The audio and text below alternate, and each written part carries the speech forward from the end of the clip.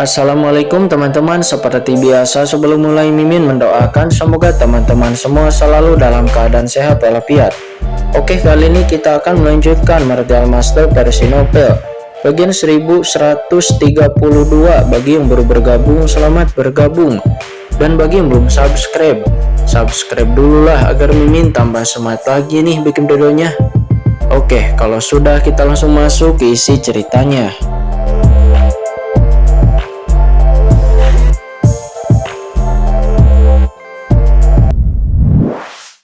Satu sudut dari dunia ini.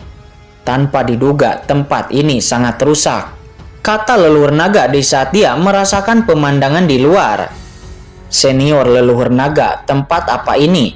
Mengapa menjadi seperti ini dan bagaimana kekuatan senior leluhur naga sepertimu bisa terperangkap di dalam bola naga hitam ini? Kata Kincen, dia bertanya. Di zaman kuno, tempat ini jelas merupakan tempat yang sangat menantang surga. Dan dari narasi leluhur naga sebelumnya, dia sepertinya mengurung jiwanya sendiri di dalam bola naga hitam karena putus asa. Tetapi yang membuat Kincen bingung adalah apa yang terjadi pada tahun itu sehingga menyebabkan semua ini. Ini ceritanya panjang, ini tentang rahasia besar di alam semesta. Mengatakan ini, leluhur naga itu menghela napas. Di zaman kuno terjadi kekacauan di sini yang melanda banyak jiwa yang belum lahir pada saat itu. Itu adalah kecelakaan dan takdir. Singkatnya, ini sangat rumit. Anda jangan mengetahui rasa ini, karena sekarang Anda tidak dapat menanggung sebab dan akibat seperti itu, kata leluhur naga. Menurutku, itu hanyalah kamu yang tidak ingin mengatakannya, kata Xiaoyi dan Xiaowo. Dia nampak mencibir di samping. Namun kali ini, leluhur naga itu tidak marah. Dia hanya memandang Xiaoyi dengan ekspresi serius dan kemudian berkata dengan ringan, terserah kamu. Tapi ini berhubungan dengan rahasia alam semesta. Bahkan aku hanya tahu sedikit tentangnya. Lagi pula, aku tidak terkena dampaknya. Tentu saja, aku tidak bisa mengatakan terlalu banyak tentang bagian terdalamnya. Jika Anda mengatakannya dengan benar, maka itu tidak akan apa-apa. Tetapi jika Anda mengatakan salah, maka hal itu akan menyebabkan anak ras manusia ini memiliki kesalahpahaman yang tidak dapat diungkapkan dengan alam semesta. Dan itu akan merugikannya. Kecuali dia ada dalam kehidupan ini, selalu berpikir sedikit terhormat, tidak ingin sampai pada akhir evolusi kehidupan, kata leluhur naga. Mendengar itu, hati Kincen sedikit bergetar. Apa yang dikatakan oleh leluhur naga itu sangat misterius, tetapi Kincen dapat merasakan bahwa meskipun dia sengaja menyembunyikan sesuatu, tetapi dia tidak membohongi dirinya sendiri. Namun, rahasia tentang alam semesta, apa itu? Sehingga ini sebenarnya akan mempengaruhi jalan masa depannya. Apakah ini agak berlebihan?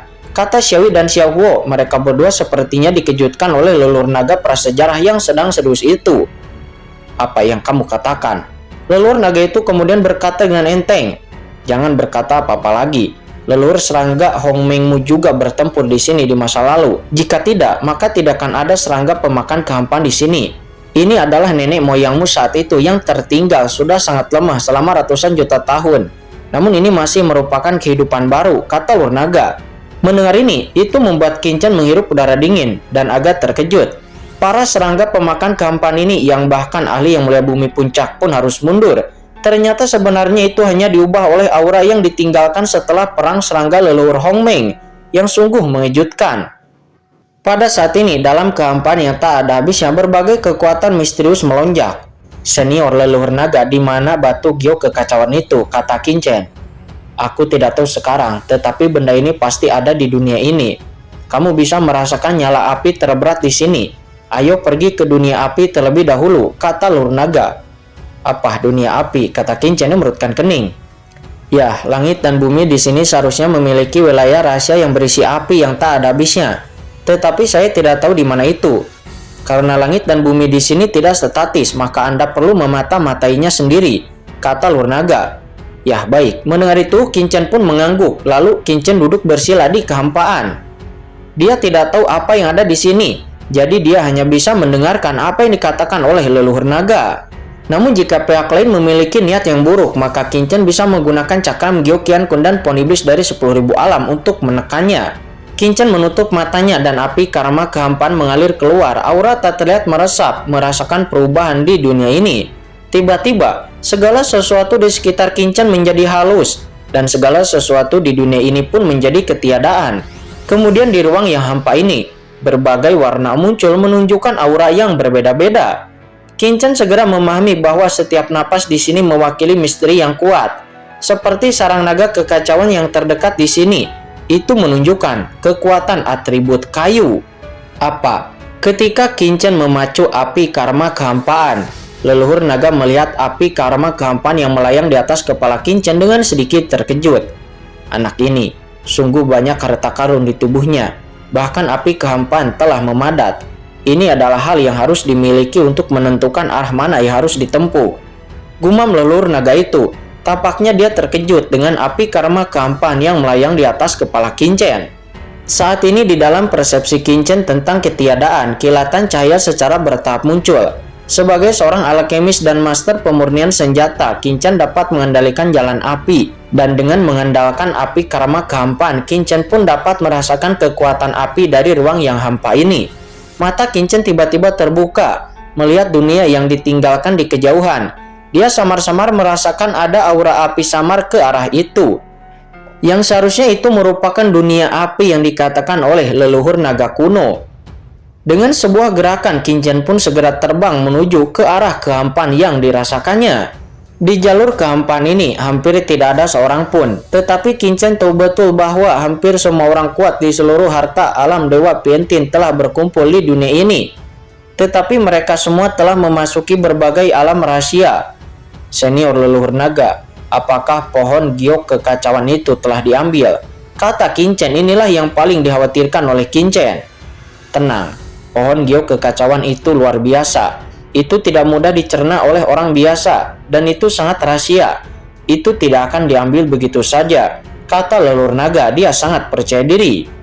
Mendengar itu, Qin Chen pun sangat santai dan dia pun terus bergerak maju. Tiba-tiba, ada reruntuhan terapung di depannya. Di dalam reruntuhan tersebut terdapat gelombang api yang melayang.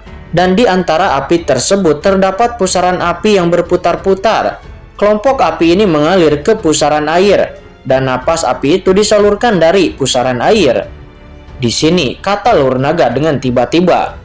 Apakah ini adalah dunia api? Kata Qin Chen seraya melihat reruntuhan di depannya. Api yang mengambang dan pusaran air kecil. Dan Qin Chen cukup terkejut ketika melihatnya.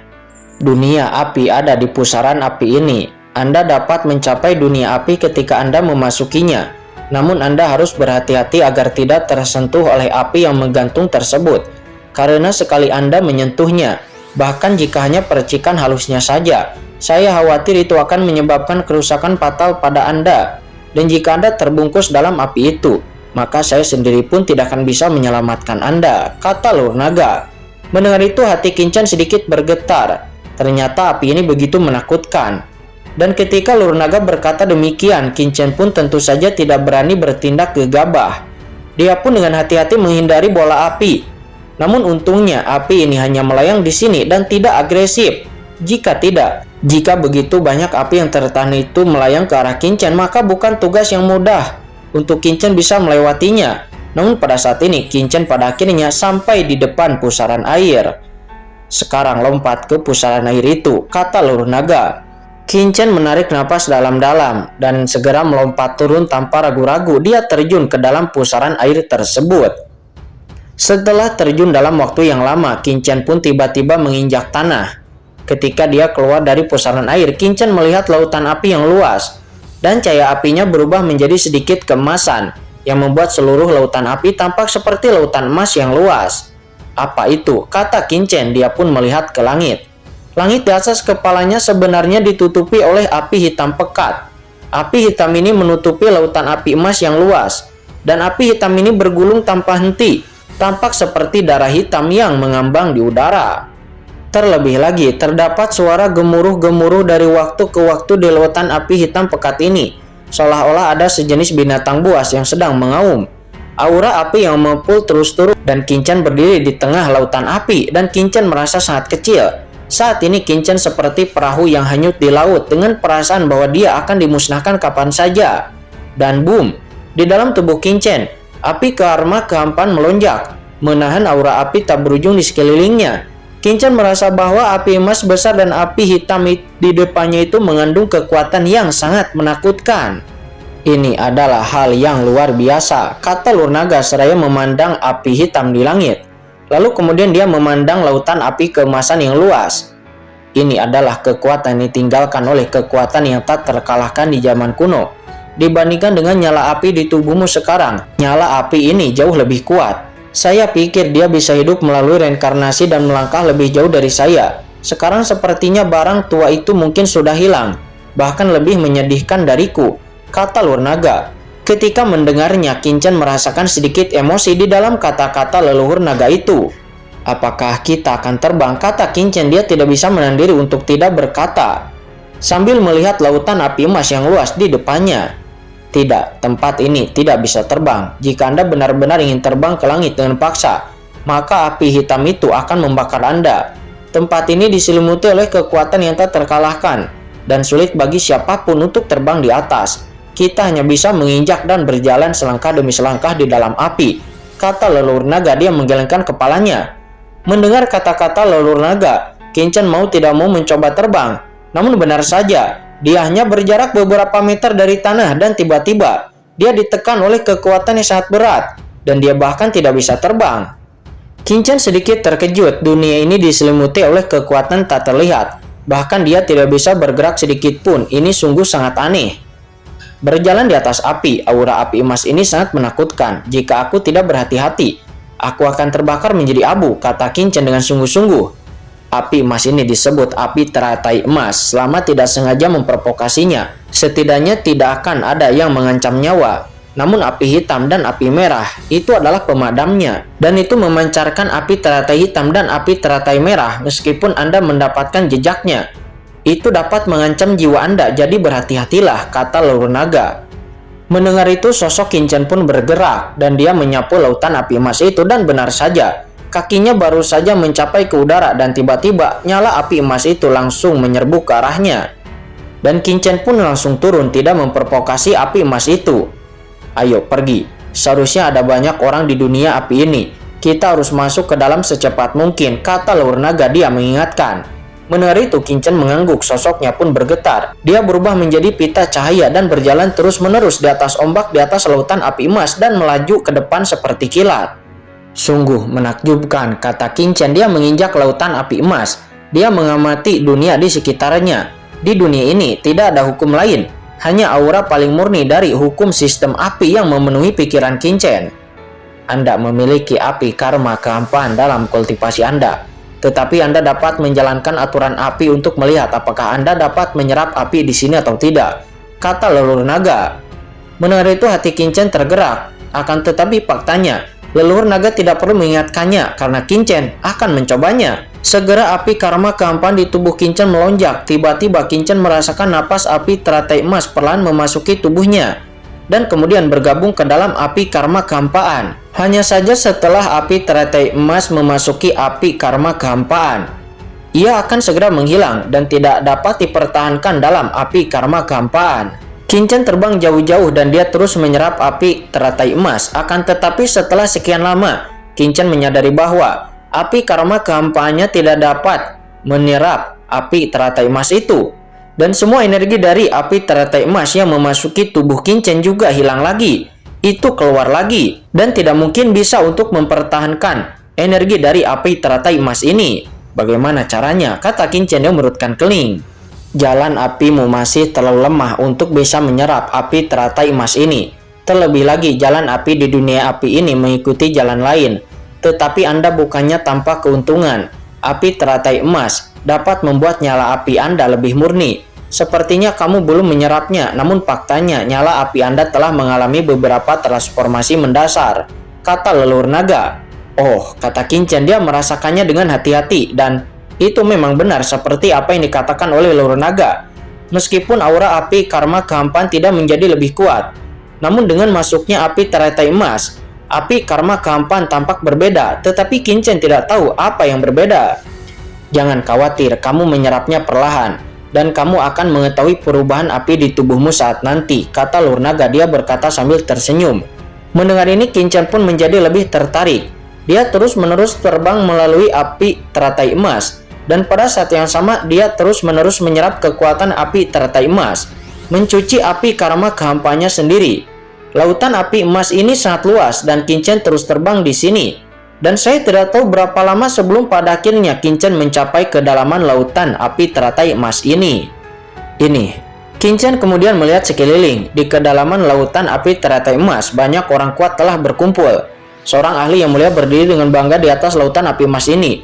Mereka nampak semuanya berhenti, seolah-olah mereka tidak bisa memasuki lebih dalam lagi. Dan para ahli yang mulia ini memiliki aura yang berbeda-beda di tubuh mereka. Masing-masing sangat dalam. Ada yang berdiri di tanah dan juga ada yang berdiri di udara. Masing-masing mendesak harta karun mereka. Mereka melayang di atas lautan api teratai emas ini dengan aura yang luar biasa. Di sini, banyak ahli yang mulia berhenti dan berkumpul, menatap ke depan seolah-olah sedang mendiskusikan sesuatu. Selain itu, Qin Chen juga melihat banyak ahli yang mulia bumi di sini dan juga ada beberapa ahli yang mulia bumi dengan tingkat atas. Semuanya terkenal, akan tetapi mereka semua berhenti di sini. Kenapa mereka berhenti di sini? Kata Qin Chen, dia sedikit terkejut. Hehehe, mereka diblokir di sini karena tidak mudah untuk bisa menyeberangi lautan api ini dan memasuki kedalaman dunia api. Kata Lur Naga, dia berkata sambil tersenyum. Apakah itu di sini? Kata Qin Chen, dia sedikit bingung. Dia dengan cepat mendekat dan menarik perhatian banyak ahli yang mulia yang hadir. Mereka memeriksa satu persatu, namun orang sering mendekat ke sini. Dan Qin Chen mendekat ke sini dan banyak dari mereka yang melihat Qin Chen. Semua master yang mulia bumi menunjukkan martabat dan di sini Qin Chen juga benar-benar melihat yang mulia bumi King Kong dari klan Batu Raksasa dan juga yang mulia bumi Biksu Botak dari klan Buddha Yin. Namun pada saat ini Qin Chen sedang tidak berminat untuk menatap si King Kong dan si Biksu Botak, dan tatapan Qin Chen menatap ke kedalaman dunia api. Saat ini ada juga beberapa ahli yang mulia yang datang entah dari mana. Ketika mereka sampai di tempat ini, para ahli yang mulia yang baru saja tiba itu terkejut dan mulut mereka terbuka lebar dan tidak dapat ditutup untuk waktu yang lama. Faktanya, tidak ada seorang pun yang datang ke sini yang berani mendekat ke depan. Semua orang tetap berada di permukaan api emas dan mengamati dari kejauhan. Ketika ahli yang mulia yang sudah lama berada di sini melihat pendatang baru yang terkejut, dia tidak bisa menahan senyum dan lalu berkata, "Takut? Apakah kamu takut ketika kamu pertama kali datang?"